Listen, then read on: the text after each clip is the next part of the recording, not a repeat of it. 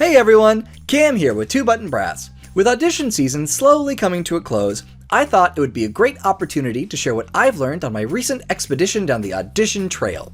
Here are 10 tips that helped me tremendously over the past several months that you might find helpful too. Check it out.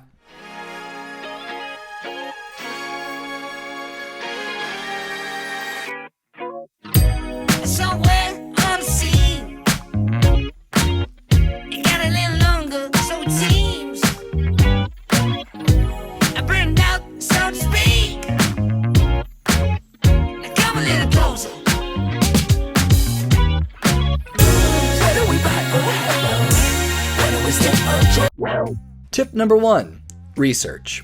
The very first thing you should do when preparing for an audition is to research exactly what you are auditioning for. Is it an ensemble? Is it a university position? Look up the history and notable alumni, if applicable, of the institution, organization, or ensemble you are auditioning for. Tip number 2, establish contact.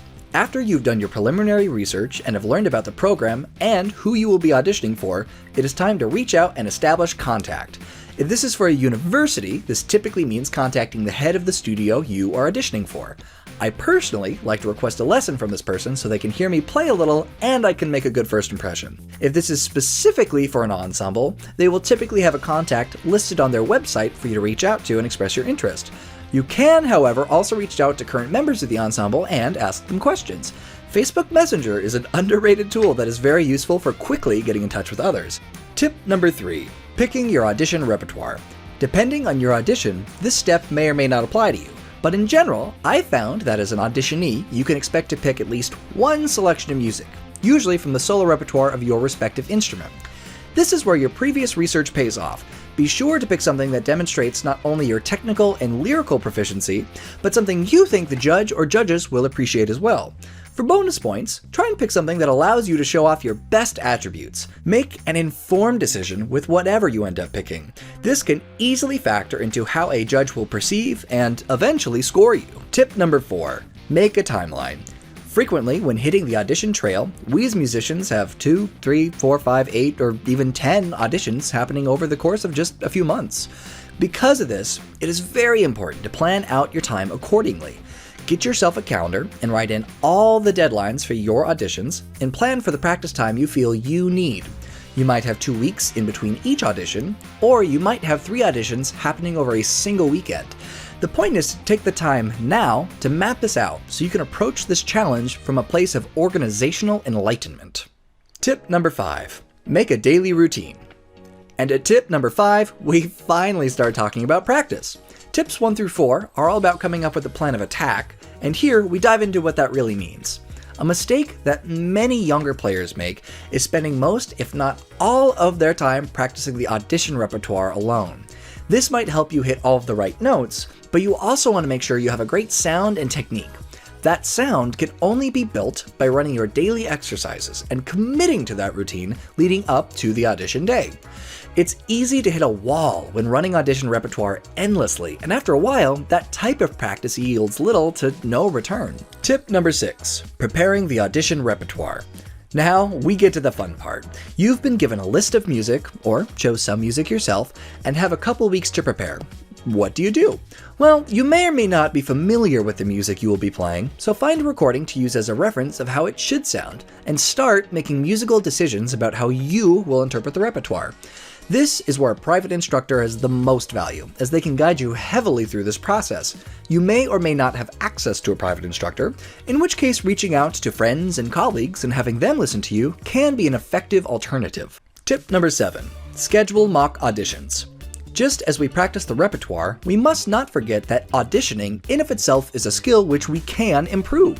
For all we achieve in the practice room, there's no substitute for audition experience. That is why it's important to create a mock audition to try and simulate it the best we can. Preferably, you want to involve your private instructor, but if you do not have access to one, you can always turn to friends and fellow musicians. Personally, I like to schedule multiple mock auditions, with my teacher and then separately with my colleagues, to get as many different perspectives as I can. There is no right time to schedule your mock audition, just try to leave enough time between the mock audition and the actual audition so that you can make any changes or adjustments you may want to after receiving feedback. Tip number 8. Relax during the week of the audition. It is important to note that a week is not very much time, and as such, your focus should not be on making any significant changes to how you plan to present the repertoire. By now, you will have wanted to lock in all of your musical and interpretive decisions, and the focus instead goes to feeling the best you can. We do this by getting our daily exercises in. For brass players, this usually means long tones, and we primarily focus on those throughout the week. Your practice session should consist of running the audition list in its entirety once or twice a day, but the trick is actually to pump the brakes and relax a little here.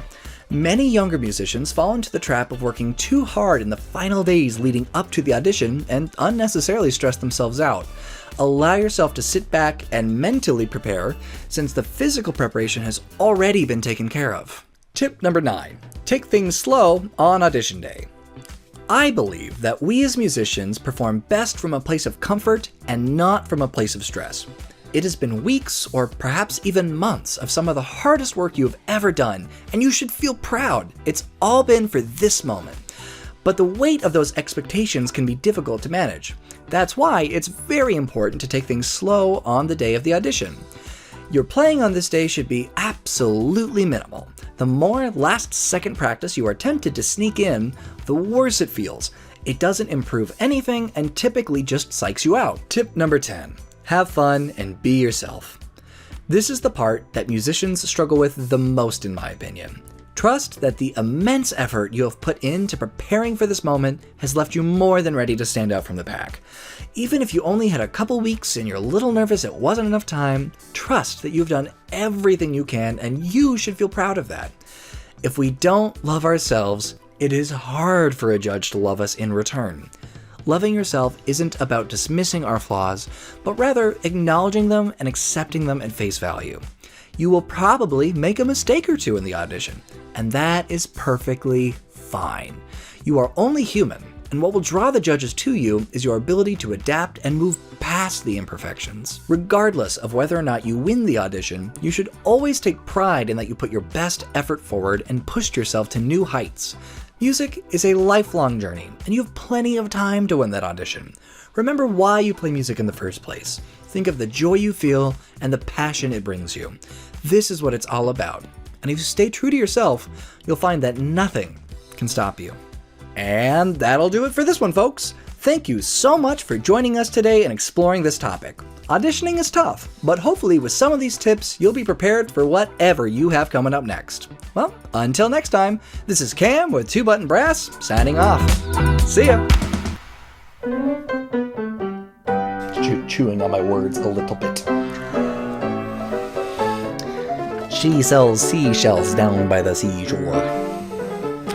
Diction, clarity, claritin. Me.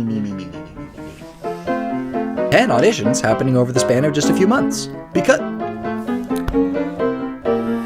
that's what I get. I'm tired. I decide to eat dinner. My blood sugar's low, and I'm just like, oh.